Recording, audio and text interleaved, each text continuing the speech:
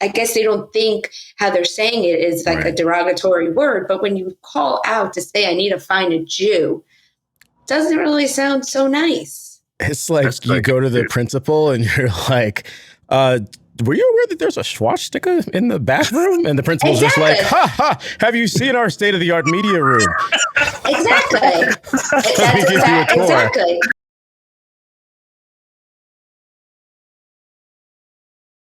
Yeah. And we're recording once again. Good afternoon, Ken. How are you? Good afternoon, Fenton. I'm doing amazing. Yourself? Doing amazing. Thank you very much. I want to welcome everybody to Products of Circumstance. This is the podcast with Ken Skeen and myself, Fenton Joseph. We discuss mental health and mindset matters through the lens of Black men. The show is unscripted, unfiltered, and mostly unedited. We choose our topics randomly, but today we have an amazing guest. Ken, why don't you tell us about our guest, and then we'll bring her on. All right. Our guest today is a Miss Tiffany Gedanken.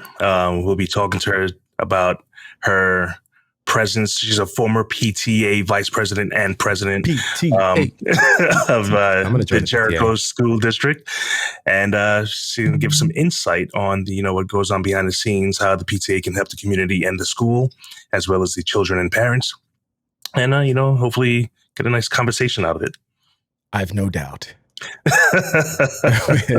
With that being said, I'd like to welcome Tiffany to the show. How are you? Hello. How are you? I'm good. Doing Good amazing. Afternoon. Yes. We're starting late today, but it's okay. It just means that we're awake. So we'll have a lively conversation. Why don't you tell everybody about yourself? Well, I am a mom of two young boys, an 11-year-old and a 9-year-old. I just moved out of Jericho, and now we are living in Cold Spring Harbor. I used to work for our family. We had a home care agency that we recently just sold. So now I'm just trying to get my bearings of, doing some things around the neighborhood and getting involved in different ways. What am I going to do with all this time? Exactly. I love it. Congratulations again. Thank you. And you're with all the sport equipment in the background, you're a sport mom. Yes, sure. we go from soccer to basketball to flag football, and now we're starting to get into lacrosse. So, whoa, yes, and they love it all. That's heavy. You know what keeps them busy, keeps them engaged. So yes, well, that's the biggest thing I always say is that they're not on their phones or their iPads or getting in trouble. So that's my biggest thing. That's right. Keep them busy. Yes. So on this show, we talk a lot about mental wellness, personal development, and of course, we sprinkle in our own personal journeys. Ken and I are two individuals who've done a lot of work on ourselves and tried to really just develop a framework, for navigating all of our inner heart stuff. And I wonder, for you, what's your life journey been like, your personal development journey? Well, the biggest thing is working out is my, go-to thing. I love to either walk around the neighborhood. I do have a trainer that I work out with as well. I also have just got into doing this like bar class that I go to. Just that kind of mindset for me really helps me throughout the day and to feel better about myself. That's like the biggest thing. If I don't work out, I'm kind of grumpy and I'm very, very tired and I just don't feel like myself. That's the biggest thing. Kind of like a Snickers commercial. Yeah. You know what? Exactly. Gotta release those endorphins, though. Have to release those endorphins. Yeah. So. Well, or I'm just going to be screaming all day long. So it's either that or I go work out. So. All right. So, like I had mentioned before, so you were a former member, vice president and president of the PTA in the Jericho School District. Tell us a little about what you were able to accomplish or help the community with, as well as the school district. Well, the biggest part of the PTA is bringing the community together. That's like the biggest, part of it. We want the kids to, come out and go to like this coming weekend. I mean, again, I'm not part of it, but it's homecoming. Homecoming is a big thing for most school districts, to come out, you watch them play either a football game or a soccer game.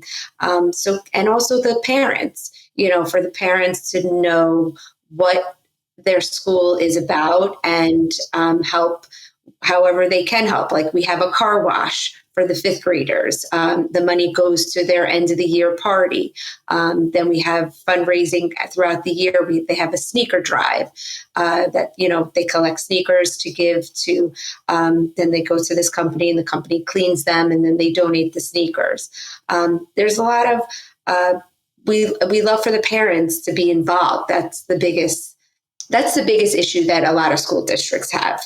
But that's like what we try to do. We want it to be a community. And when the community comes out, then it becomes a family. And, we just love that. That's what the schools all want. They want the parents and the kids to enjoy being together and doing something good, like the car wash is one, or we do a lot of, throughout the school year, we have a coat drive, or we do supplies for Mama's house and things like that. All right. So how do you feel it would?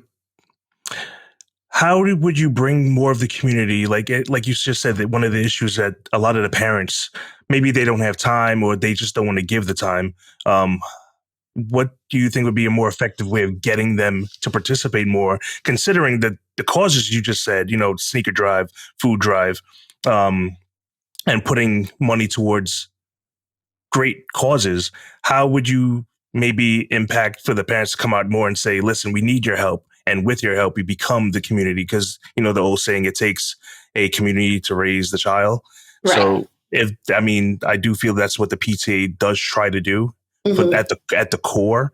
So right. What's something maybe that can, maybe ignite them to say, I really want to help?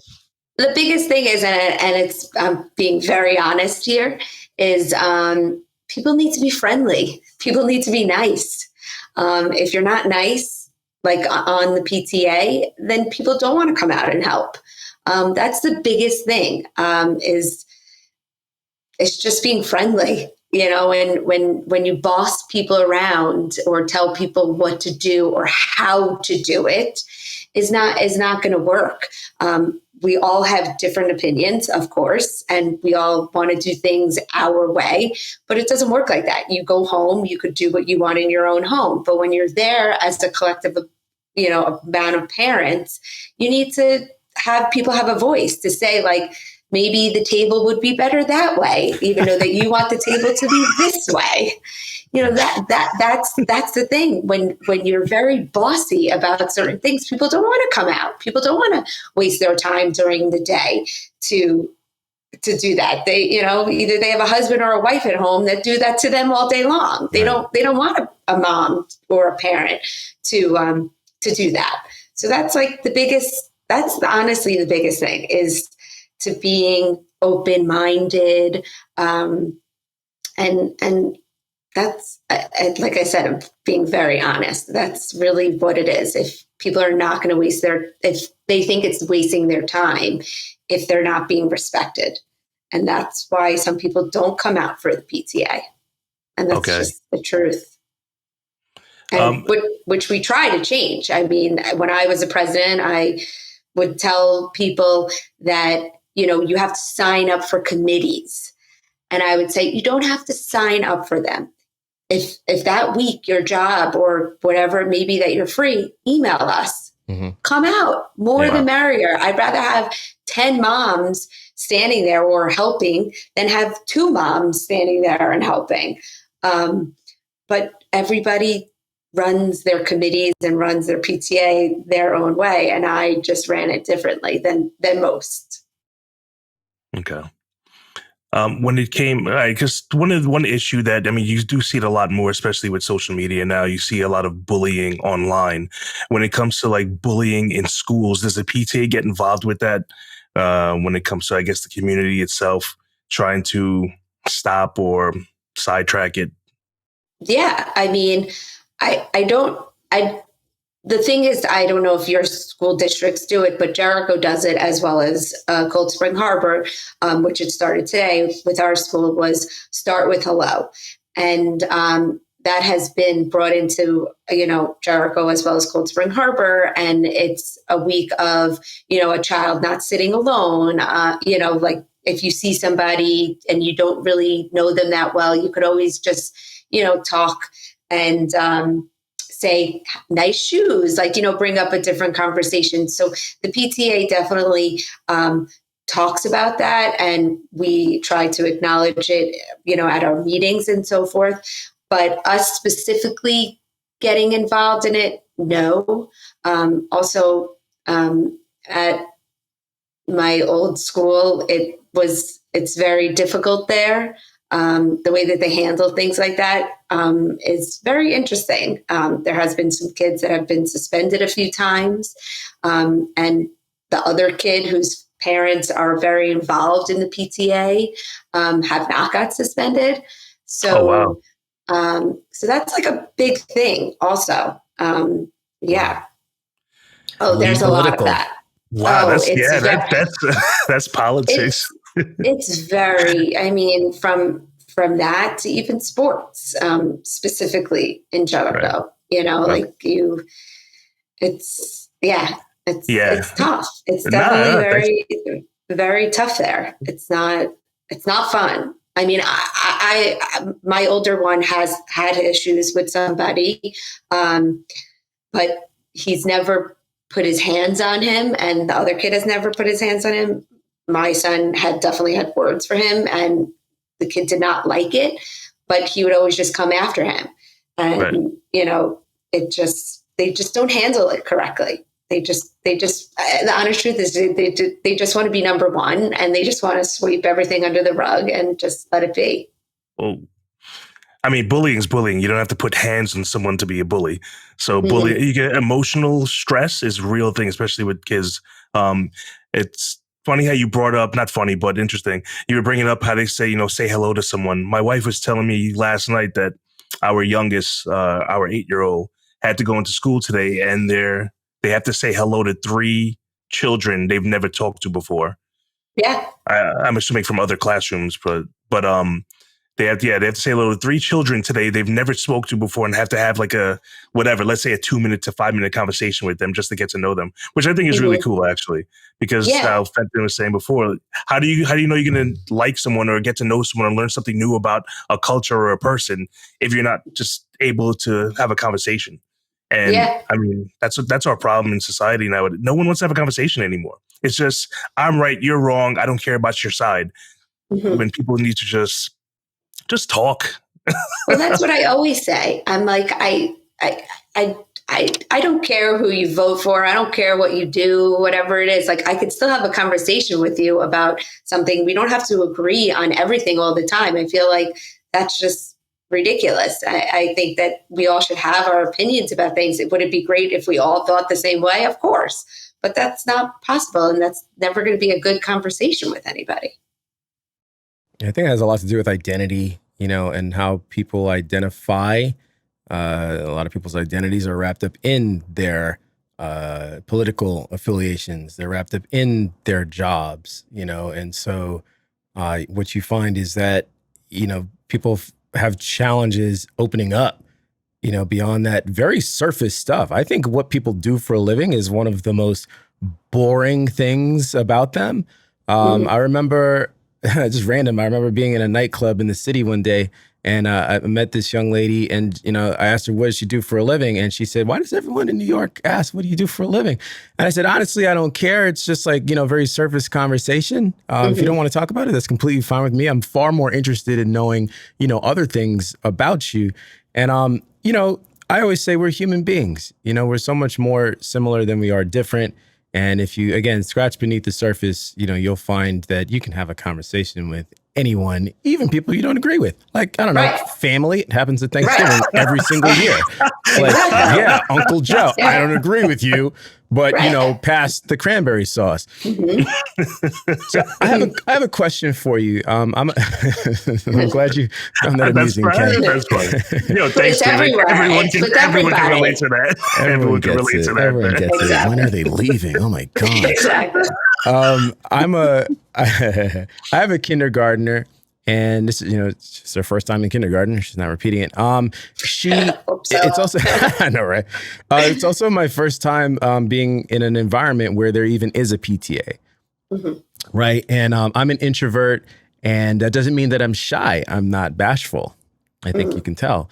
But I do get social anxiety when I know that I have to go into a situation where I'm going to be speaking to other people. I get a lot of social anxiety. And I also think, you know, I told you where I live, you know, there's not a lot of Black people here. And so literally just being in that environment can make me feel, you know, kind of awkward. It's like I'm like the only one here. I've already talked to the teacher about like my child being the only Black child in the class, and how we can kind of work to make sure that she feels comfortable. So all this is leading up to something. PTA, you know, what were some of the ways, if any, was it a consideration, you know, when you have minorities in the community, you know, with kids that go to school there, you know, how to get them involved and make them feel more welcome? Not that would imply that they were meant to feel unwelcome, but just if we assume that there's a baseline, you know, kind of feeling of otherness that they may have, you know, what was that experience like for you? Well, honestly, where I used to live is a huge Asian population now. I am the minority. But so they ended up starting their own PTA. They kind of have their own meetings. They do some of their own stuff. They do, you know, put it a part of us. But they kind of like branched out on their own. We do have one night that we come together. It's called Multicultural Night that we have. So everybody from that group, as well as ours, gets together, and we do an event at the school. So anybody, you know, that could come and, you know, participate. They do dances, they bring in food. They do like, we have this like passport that all the kids go around and they get stamped. But specifically, you know, we never like specifically said or do anything regarding about, you know, religion or background. You know, we tried to be inclusive for everybody and everything, especially in Jericho now. I mean, they have off for almost every single holiday that's on the calendar. It's true, though. Like, it's almost every single holiday they have, you know, off from school. So that's like because we are, it sounds crazy, but it's a huge melting pot now there. It's huge. Really? Oh, yeah. You know, it's, you know, from the Indian culture to, I mean, yeah, it's, I have it somewhere and I couldn't find it. I was looking for it recently because I went to board meetings and met with the superintendent and everything. And they gave us like a pie chart, and it shows of, you know, what, you know, our community is now. And for the Caucasian community, we're very, very small. Really? Compared to oh, yes. Oh, see, when I went there, yeah. I moved from Brooklyn in 1990. Right. And I went to Caniac for like the half of the year to finish fifth grade, then went right to Jericho Middle School. Right. When I got to Jericho Middle School, I was one of 9 Black people, and that included my brother. So we were 2 of the 9. Same thing in my grade, which I'm a year younger than you. We only had one. Victor was Victor. That's it. And Victor is like, you know, the preppiest kid possible. I mean, like, it's like, you know, he's, you know, that's the other thing, which I know for I was like in the school. So I like saw the way that children are and talk with other kids, and even with my own kids, when they went to kindergarten there, again, they were the minority. And, when we would say like, oh, is there a new kid in school? And he said, yeah, his name's Peter.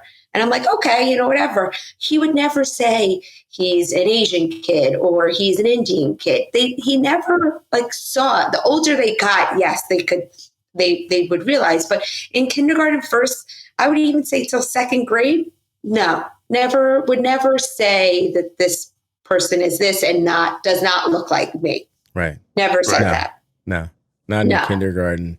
No. I mean, we learned that from home and society and family and friends about the whole black, white, Asian, Hispanic, whatever it may be. Yeah. I will say, and in Jericho at 10 years old, that was the first time I was ever called the N-word. I won't mention, to this day, I know who said it to me. We're actually cool. He heard it from somewhere. He called me the N-word. It is what it is. I hope it wasn't Dan. Hell no, it wasn't Dan. It's no one in my immediate circle of friends. It was not Dan. Me and Dan were actually very cool in Jericho. But I was called the N-word at 10 years old. Right. In the gym. And here's what I find what's funny or amusing, that is, that it was in the gymnasium, calls me the word, the gym teacher hears it. I should not have done this. I put hands on him. I punched him in his chest. Should not have done that. I get it. It was the first time being called that. We get sent to the principal's office. We're both in there. Principal tells us, I can't remember that conversation, but all right, now go back to your class. Our parents were never called. I never even brought it up to my parents when I got home because I forgot. I'm like, whatever. This kid's a punk. It is what it is. Mm-hmm. But later on in life, I think I was in my early 20s. I thought back to it. I'm like, wait up, our parents were never called, yet that word was used. And I put my hands on someone, but our parents were never called because Jericho, like you were saying before, Tiffany, they want to kind of keep things on their wrap sometimes to make it like, all right, we're number one. Nothing bad ever happens here. I mean, even I have heard some of the stories that's happening right now when it comes to bullying in Jericho, when it comes to I'm not calling anyone out, but the Asian population compared to the Caucasian population, there's a lot of bullying going on that's now vice versa. I'm sure. I'm sure there is.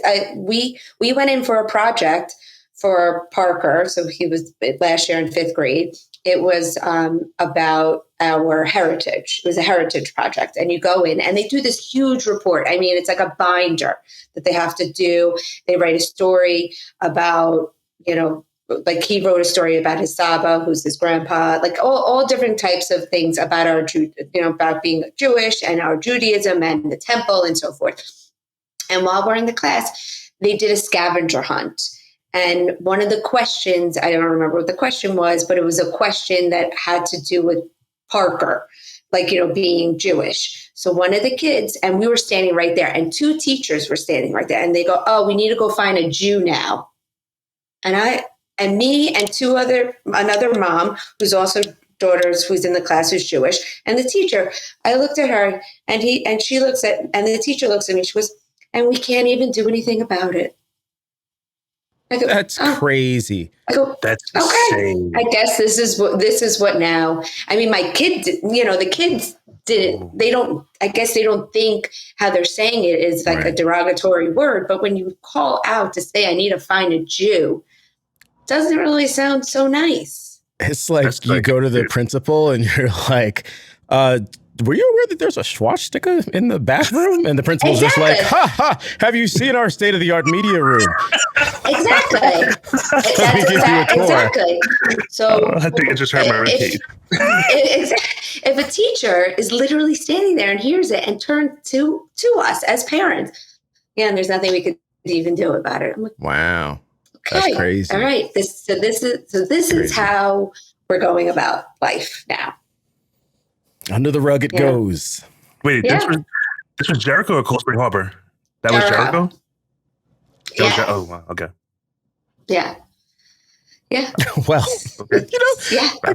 I have to laugh because I'm chuckling because I think about all the I guess like microaggressions and things that like, I know I've experienced in life and they've just gone completely unchecked and undealt with. I mean, at some point in my life, I became educated and aware of, what was happening to me. And I was able to advocate for myself in different ways, stop, I'm going to punch you in the face, involving the appropriate authorities, whatever the case is. Right. But kids, they need that example set for them. They need adults to step in and advocate on their behalf. It's hard for a child to advocate for themselves if they don't see that behavior being modeled for them, so I know that as a parent, like I said, this is my first time, kids in kindergarten now, there'll be a lot of advocating that's going to have to happen on a myriad of issues that have absolutely nothing to do with race or anything like that. Like literally just, hey, like I want the best possible outcome for my child. And so I'm going to speak up. I think it's really unfortunate and a missed opportunity, especially there for the kids to learn from the adults. That's pretty sad. Yeah. Yeah. So it still continues. It still goes on, but yeah, I mean, some kids also parent that also don't speak English also. That's also a barrier that we have to come over. And that's hard, when you try to explain or try to talk about things that go on in the community and, that they could also feel uncomfortable to come out because they don't speak English. So they're not going to be able to help or do anything. So that's also an issue that, Jericho has more. Is that why the separate PTA was started in the first place? Because I they're would just like imagine uncomfort? so. Maybe just uncomfort, maybe? Yeah, I would imagine so. But I mean, it's been a while. So it's been there since Parker's been in kindergarten. I have a question for you on that. Do you find it to be counterproductive for one group to have their own PTA and not being part of the larger group? No, because we're a community. We should be able to do everything together. We're supposed to come together to do good for everybody. If you're going to just do good for just your side and not do for all, then how are we a community? Okay, so you would say that is counterproductive. Yes. Well, yeah. Sorry. Yeah. Got it. Okay. Yeah. I kind of feel like it's cool for everyone, who identifies as this should absolutely have a forum, to say some people like Mercedes, some people like BMWs. Those Dodge people, let them stay over there, and they're a little weird part of the internet. Hey. But, and I'm not a Mercedes or BMW. I'm a Lexus. Hey, nice.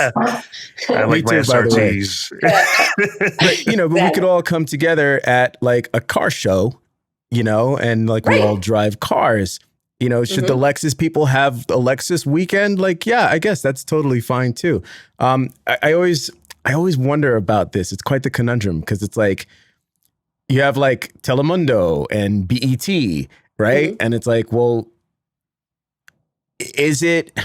I'm not leading anyone here. This is not a loaded question. I think it's a question for people to ask themselves.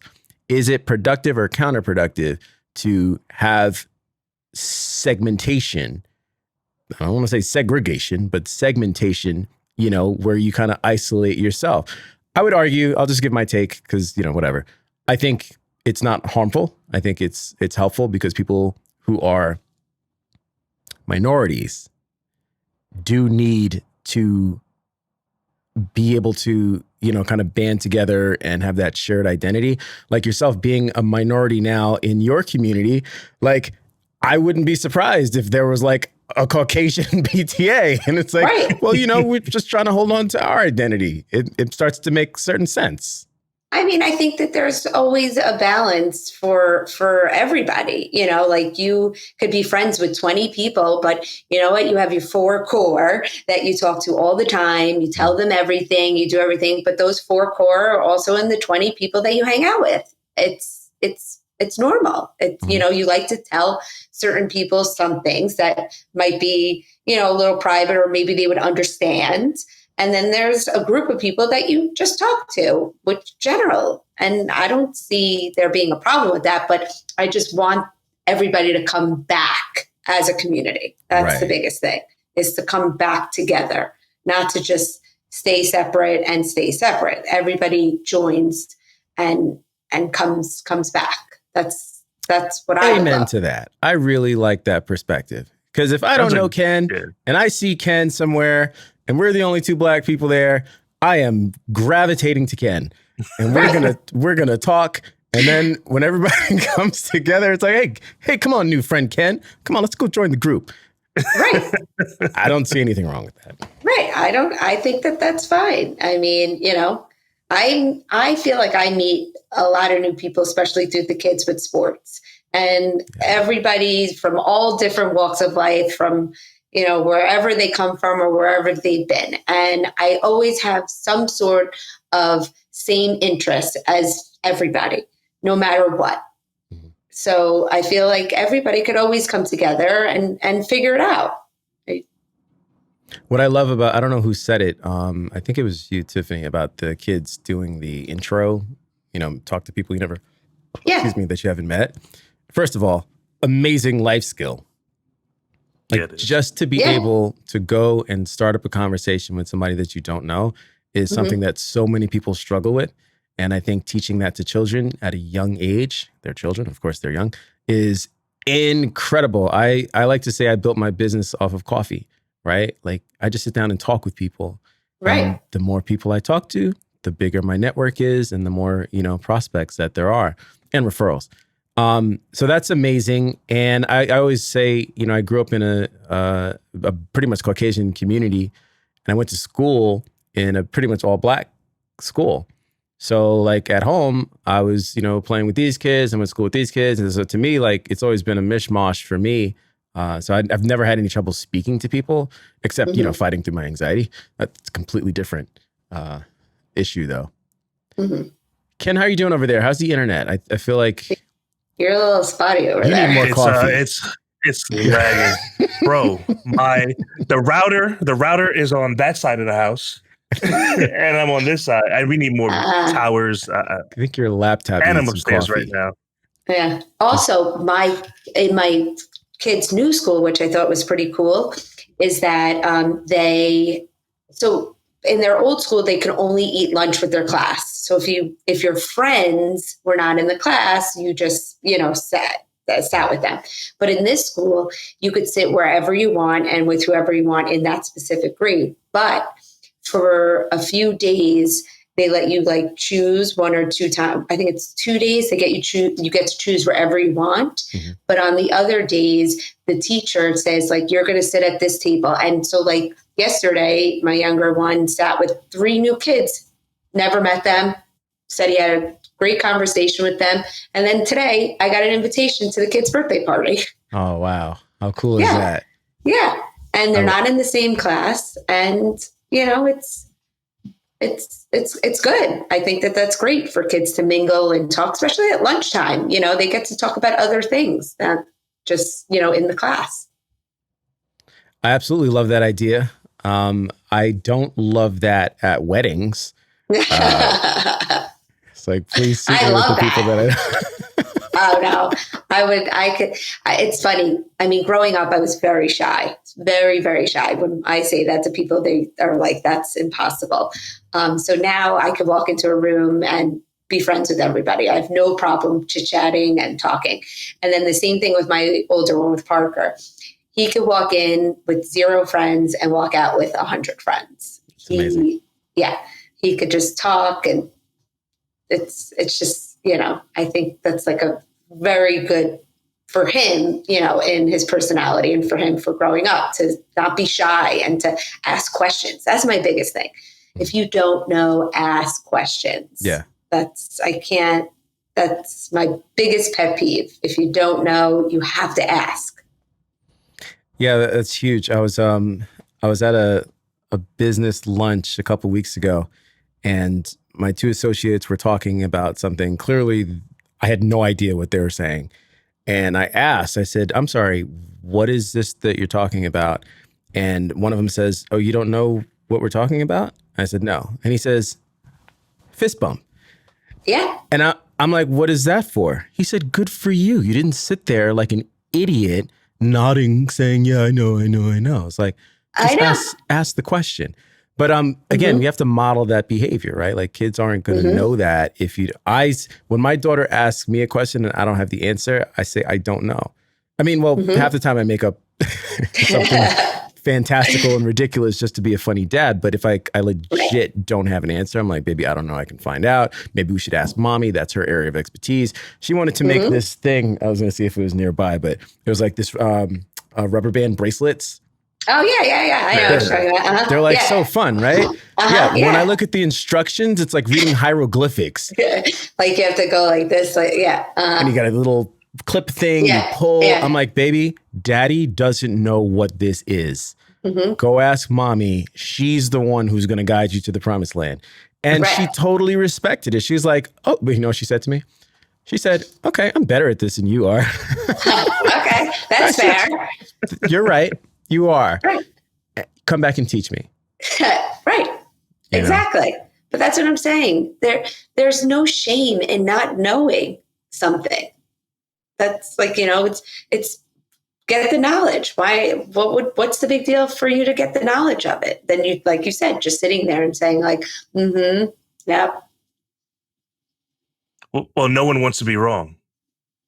Oh. Right? Isn't that it? No one wants to be, God forbid you didn't know something or you think you're going to look foolish. You're better off saying, I don't know, and actually learning something new.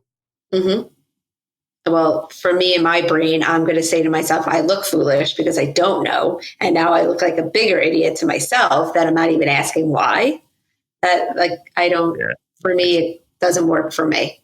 Well, it's hard to keep up the lie. At some point in that story, that exchange with my two business associates, I could pretend to know something and like get through like one part of the conversation. But what if it keeps on going? Right. What if it expands into a deeper scenario and I'm just like, all right, now God forbid they ask me a question. I'm just going to have no clue. Yeah. Exactly. Well, that's like my kids in my kids in their math. I'm like, I have no idea. Don't even ask me. You go to dad. He'll do all that for you because I have no idea. Not a clue. My daughter has a scientific calculator. I remember when we had that in high school. Oh my God. I have no clue what's going on with that. She's like, do you know how to do this? I'm like, babe, I can do multiplication, addition, subtraction in my head. This stuff, your algebra you're learning right now. I'm like, nah. I'm like, go on YouTube. No clue. You learned how to turn around the calculator for it to say boob. Yes, I did. I thought you were going to say hello, but boob was also in there. So Tiffany, what do you have anything going on that's close to your heart that you want to get people to engage with? I know that you are in a transition in your life and you're figuring out what you're going to do, but if not, you let people know where they can find you online. Well, I think like the biggest thing is that, making a transition is the hardest thing. You don't know if you're going to make the right decision. You don't know if you're going to make the wrong decision, especially when you have two young kids. Obviously, you want them to be happy and safe. This was a big decision for us. My husband and I, we both grew up in Jericho. We've been living in that bubble basically our whole entire life. So this was a big step for us. So I think that if anybody's ever thinking to make a change in their life or to do something that is out of their comfort zone, do it. Because I feel that at the end of the day, it's going to work out and it's going to be good. And that's what we feel like here for us. Oh, man. Okay, let me just say this because it's true. That could be a whole other episode. The fact that, we're speaking to somebody who had a business, sold the business, and what that whole experience is like that is a whole other episode. And maybe we should do that. But thank you for sharing those insights. We're big believers on that. Get out of your comfort zone, do it, try it. You're probably not going to die. Hopefully, whatever you're doing, do safe things. but we learn a ton from those experiences. I've had some, I don't call them failed businesses. I just call them past businesses that I had and I don't have anymore. And I learned the equivalent of a college degree and an MBA, multiple times over from those experiences. So yeah, go give it a shot. Ken, anything from you, friend? I'm gravy, baby. Sorry for the interruption before. FedEx decided to ring my bell and my fake pit bull mini schnauzer decided to bark. That's right. I'm just going to crop out your empty chair from the video so we won't even see that. On that note, Tiffany, thank you so much for being here. And we just ask everyone to please like, subscribe, and share this with somebody on their personal development journey. We'll catch you next time. Take care.